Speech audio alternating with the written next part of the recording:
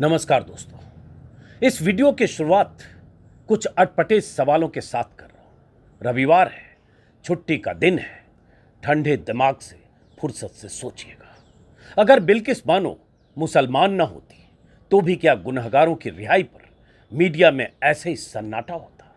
सजा माफी के बाद जेल से छूटे गुनहगार अगर हिंदू ना होते तो भी क्या मीडिया ऐसे ही आंखें मूंद कर बैठा होता? अगर नाइंसाफी की यह घटना गुजरात में न हुई होती तो भी क्या सत्ता और सिस्टम में ऐसी ही चुप्पी होती? अगर बिल्किस की जगह कोई कविता, कोई सविता, कोई निर्भया या कोई और ऐसी ही लड़की होती तो भी क्या इस नाइंसाफी के खिलाफ चौतरफा शोर न होता? अगर गुनहगारों का नाम सलमान, रहमान, इमरान, आसिफ या हैदर होता तो भी क्या आप ऐसे ही चुप रहते? यह सवाल मैं आपसे भी पूछ रहा हूं क्योंकि आज आप जैसे लाखों लोग चुप हैं। बिल्किस के साथ दरिंदगी करने वालों को सजा माफी योजना के तहत जेल से छोड़ दिया गया, लेकिन आप में से ज्यादातर लोग चुप हैं, सिर्फ इसलिए ना कि उसका नाम बिल्किस बानो है।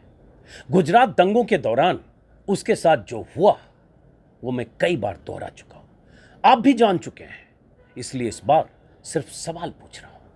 आप अगर इंसान हैं, यहां दिल और यहां दिमाग है, तो गुनहगारों की रिहाई पर, बिल्किस के साथ हुई नाइंसाफी पर आप तकलीफ महसूस करेंगे। अगर आप मानते हैं कि जो हुआ सो ठीक हुआ, तो आपके इंसान होने पर मैं सवाल या निशान लगाता हूं। जब निर्भया के साथ दरिंदगी हुई थी तब तो आप ऐसे न थे।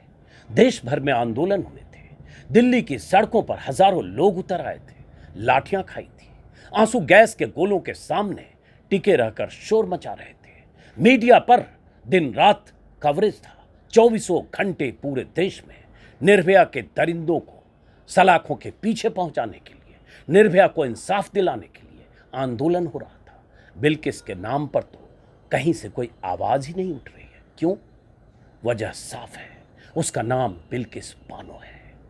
अब बात उस एनएचआरसी नाम की संस्था की जो कभी इस देश में बहुत सक्रिय हुआ करती थी। अब सुना है बिल्किस बानो के साथ दरिंदगी करने वालों की सजा माफी और रिहाई के एक सप्ताह बाद एनएचआरसी की नींद खुली है। सुना है एनएचआरसी की बैठक में बिल्किस बानो के मुद्दे पर अब चर्चा होनी है। वो बैठक शायद सोमवार को होनी है। आज के इंडियन एक्सप्रेस में एक खबर छपी है जिसके मुताबिक एनएचआरसी बिल्किस बानो के मुद्दे पर विचार विमर्श कर सकता है। यह वही एनएचआरसी है जिस एनएचआरसी के मुखिया, राष्ट्रीय मानवाधिकार आयोग के मुखिया, तब के पूर्व चीफ जस्टिस जेएस वर्मा थे। वही जस्टिस जेएस वर्मा जो गुजरात दंगों के दौरान खुद गुजरात गए थे, गोधरा के कैंप में बिल्किस बानो से मिले थे और बिल्किस बानो की तकलीफ देखकर और सुनकर एनएचआरसी के मुखिया के तौर पर जस्टिस जेएस वर्मा सिहर गए थे। उन्होंने तय किया कि बिल्किस बानो को इंसाफ दिलाना है और बिल्किस बानो को इंसाफ दिलाने के लिए जस्टिस जेएस वर्मा ने हरीश साल्वे जैसा वरिष्ठ वकील को नियुक्त किया। सुप्रीम कोर्ट का दरवाजा खटखटाया। हरीश साल्वे सुप्रीम कोर्ट में दलीलें देते रहे कि बिल्किस बानो के मामले की सुनवाई गुजरात से बाहर महाराष्ट्र में हो और जांच सीबीआई करे। सीबीआई ने जांच की। सीबीआई जज ने 11 दरिंदों को उम्र कैद की सजा दी।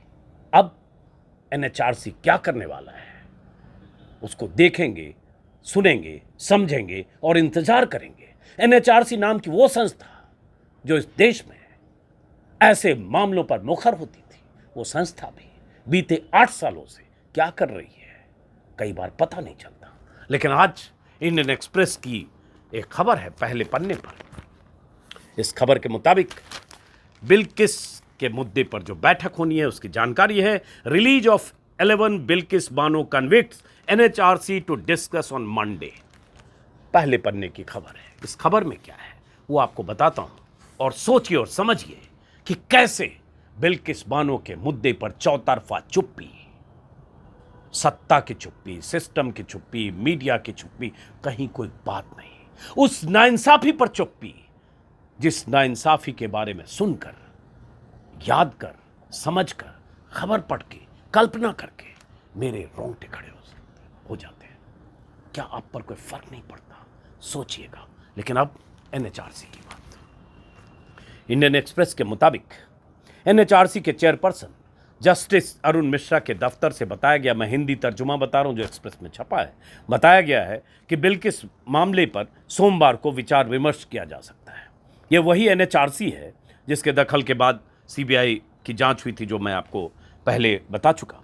और सीबीआई जांच के बाद सीबीआई जज स्पेशल जज यूडी साल्वी ने गैंग रेप और मर्डर के आरोप में 11 दोषियों को उम्र कैद की सजा दी थी, जिन्हें बॉम्बे हाईकोर्ट ने भी सजा को बहाल रखा था और अभी उनकी रिहाई हुई है। गुजरात सरकार की तरफ से जो कमेटी बनी जिलाधिकारी की अध्यक्षता में, सजा माफी के लिए जो कमेटी बनी और सजा माफी की जो नीति थी जिस पर 100 सवाल हैं, उसके तहत 14 साल चुके वो सजा काट चुके थे, उनकी रिहाई हुई। अब एनएचआरसी की भूमिका और उसके बारे में जो एक्सप्रेस ने छापा है। पहली बात, एनएचआरसी के पास जो अधिकार है, एक्सप्रेस ने छापा है what panel can do, NHRC क्या कर सकता है। तो एनएचआरसी के पास मानवाधिकार से जुड़े किसी भी मुद्दे की जांच का अधिकार है।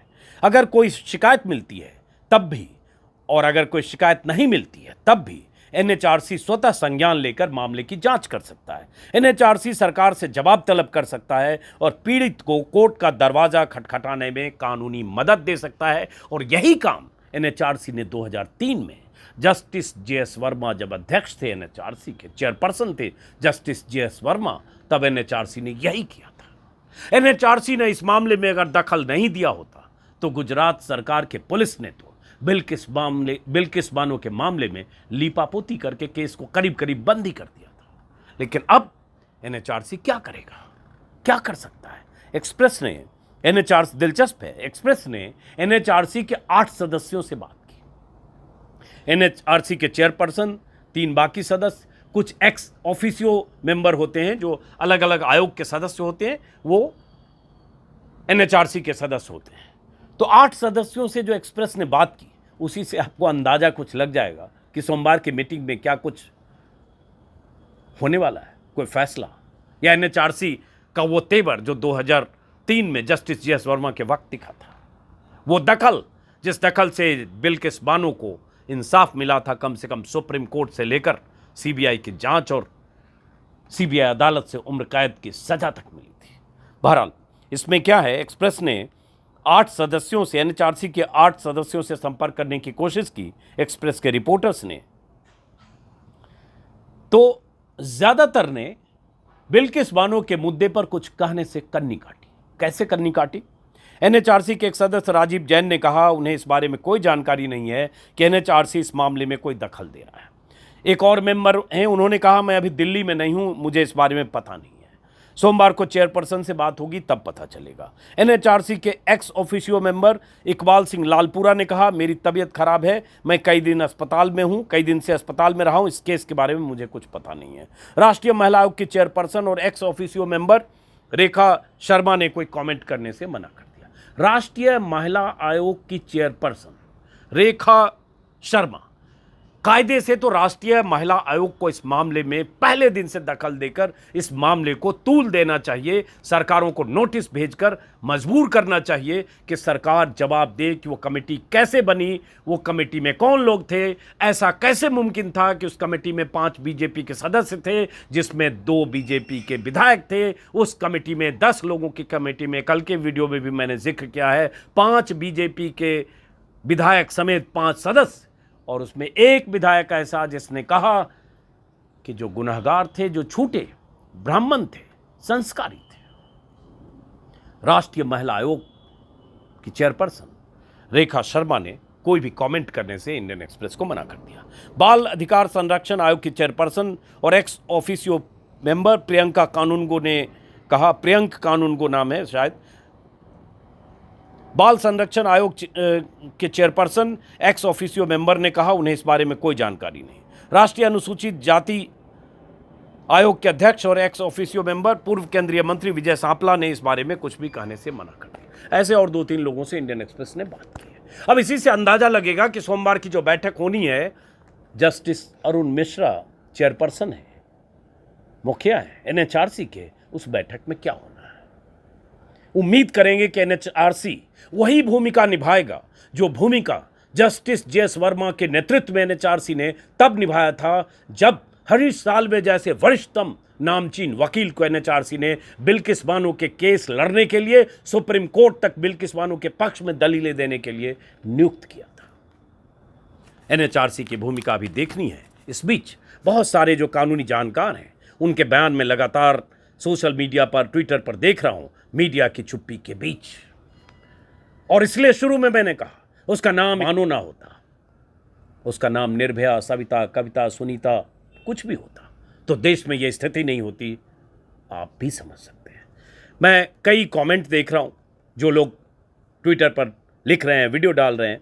उसी में रेबेका जॉन बहुत सीनियर एडवोकेट हैं, सुप्रीम कोर्ट की और ऐसे मामलों में बहुत मुखर रहती हैं। उन्होंने लिखा है और कहा है, उनका एक बयान है, लाइव लॉ के हवाले से बता रहा हूं। उन्होंने कहा गुजरात सरकार को इनकी सजा माफी का अधिकार ही नहीं था। अधिकार इसलिए नहीं था क्योंकि गुजरात सरकार इसके लिए एप्रोप्रिएट गवर्नमेंट नहीं थी जो इन्हें ग्रांट करती, रेमिशन पॉलिसी के तहत सजा माफी के लिए इन्हें ग्रांट करती। उसका उन्होंने लॉजिक दिया है कि सीआरपीसी के सेक्शन 432(7) के तहत महाराष्ट्र सरकार ही इस मामले में कुछ कर सकती थी क्योंकि महाराष्ट्र में इस मामले की ट्रायल हुई थी। आपको पता है गुजरात से महाराष्ट्र शिफ्ट किया गया था, केस को ट्रांसफर किया गया था। ऐसे बहुत सारे लोग बहुत सारी दलीलें दे रहे हैं और इन दलीलों के बीच 1992 की सजा माफी नीति और 2014 की सजा माफी नीति, जिसका जिक्र कल और परसों के वीडियो में भी मैं कर चुका हूं। लेकिन इससे अहम है कि क्या सुप्रीम कोर्ट दखल देगा, क्या एनएचआरसी दखल देगा, क्या आप सबकी चुप्पी टूटेगी, क्या आपको तकलीफ होगी, क्या आपको लगेगा कि बिल्किस बानो के साथ जो नाइंसाफी हुई, जिस ढंग से उसके बच्चे को मारा गया, जिस ढंग से गैंगरेप हुआ बिल्किस के साथ, जिस ढंग से उसके परिवार के सदस्यों को मारा गया, उसके साथ नाइंसाफी की कहानी 3 बार मैं बता चुका हूं, बार बार दोहराना नहीं चाहता। उसके बाद जिस ढंग से गुनहगार बाहर आकर मिठाई खाते हुए, जश्न मनाते हुए, तस्वीरें खिंचवाते हुए, चिढ़ाते हुए, बिल्किस के जख्म पर नमक छिड़कते हुए, लगातार मुस्कुराते हुए अपने घर चले गए। और हमारी और आपकी अगर चुप्पी रह जाए तो बिल्किस को इंसाफ कैसे मिलेगा? इस सवाल पर सोचिएगा जरूर। रविवार है, ठंडे दिमाग से, दिल से और दिमाग से। फिलहाल इस वीडियो को खत्म करने से पहले एक अपील, मैंने एक नया यूट्यूब चैनल शुरू किया है, अजीत अंजुम शॉर्ट्स, जिसमें खबरों का छोटा संस्करण होगा। 1 मिनट में खबरें, जरूरी जानकारी, इतिहास और वर्तमान के साथ। अगर आप चाहें तो मेरे उस नए YouTube चैनल को सब्सक्राइब करें। हालांकि मैंने कोई वीडियो नहीं डाला है, जल्दी उस पर वीडियो डालूंगा। जैसे आपने इस चैनल को प्यार दिया वैसे उस चैनल को भी आपका सहयोग और आशीर्वाद चाहिए। डिस्क्रिप्शन में मैं उस चैनल का लिंक डाल रहा हूं। और फिलहाल